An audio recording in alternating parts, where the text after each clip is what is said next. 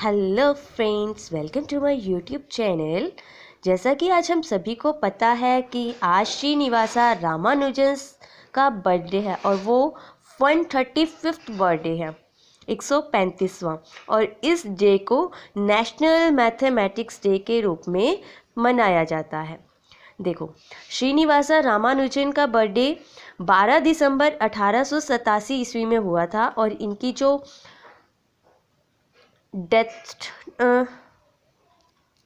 वो हुई 26 अप्रैल 1920 को। बर्थ प्लेस है इनका तमिलनाडु के इरोड गांव में।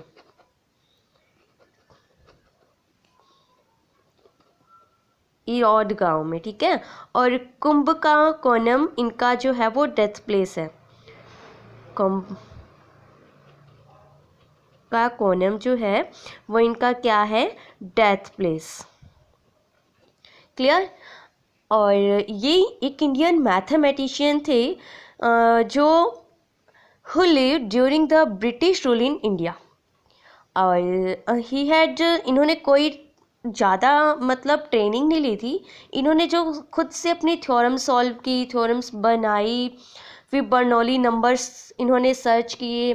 तो देखो, अब हम थोड़ा सा इनके बारे में पढ़ते हैं। देखो, 11 साल की उम्र में वे कॉलेज लेवल का मैथ सॉल्व करते थे और 13 साल की उम्र में उन्होंने एडवांस ट्रिग्नोमेट्री को रट लिया था। और अपनी 32 साल की उम्र में मैथ की उन्होंने 3900 इक्वेशंस की खोज की थी। 22 दिसंबर 1887 में तमिलनाडु के इरोड गांव में इनका जन्म हुआ था। उनके पिता का नाम के श्रीनिवासा लयंगर था, जो एक साड़ी की दुकान पे क्लर्क के रूप में काम करते थे। के श्रीनिवासा।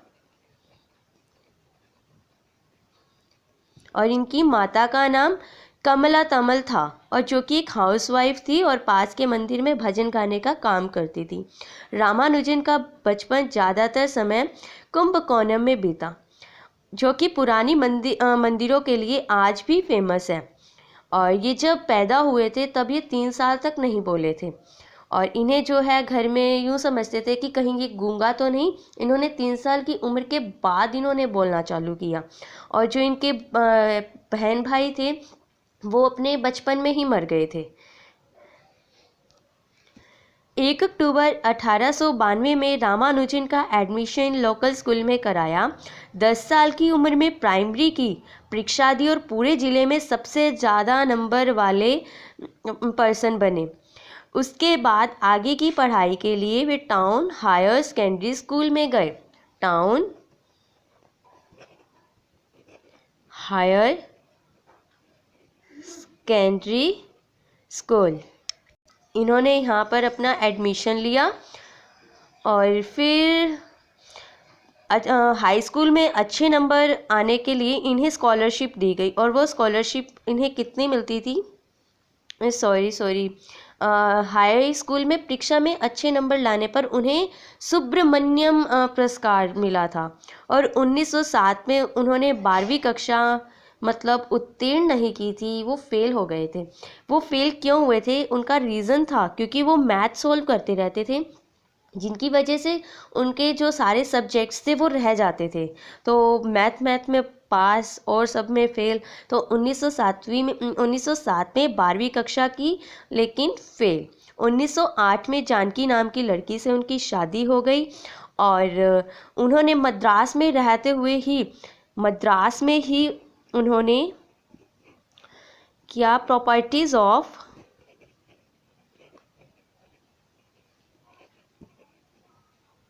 बर्नौली नंबर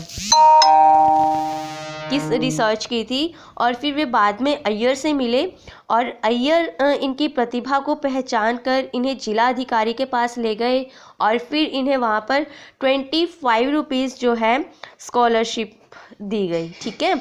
और फिर इन्होंने क्लर्क की नौकरी की इन्हें।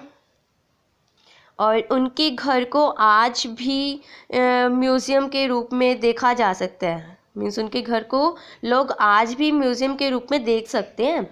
और उनके एक हाड़ी नाम के दोस्त थे। तो मतलब इन्होंने अपनी छोटी से जीवन में बहुत मैथ किया, मीन्स इन्होंने अपने स्कूल टाइम में मैथ को ही प्रेफर दिया। और जब इनके as late as 2012, researchers continue to discover that mere comments in his writings about simple properties and similar outputs for certain findings were themselves profound and subtle number theory results that remained unsuspected until nearly a century after his death. He became one of the youngest Fellows of the Royal Society and only the second Indian member and the first Indian to be elected a Fellow of Trinity College, Cambridge. Of his original letters, Hardy stated that a single look was enough to show they could have been written only by a mathematician of a highest caliber, comparing Ramanujan to mathematical geniuses such as Euler and Jacobi. आज का day मतलब math students के लिए बहुत एक motivate करने वाला दिन है। मिस कैसे श्रीनिवासा रामानुजन ने अपनी लाइफ हम जैसे बच्चों को मतलब हम आगे मतलब कैसे मोटिवेट किया। तो हमें इनकी लाइफ से बहुत सीख लेनी चाहिए। तो बने रहिए मेरे साथ। Bye, take care.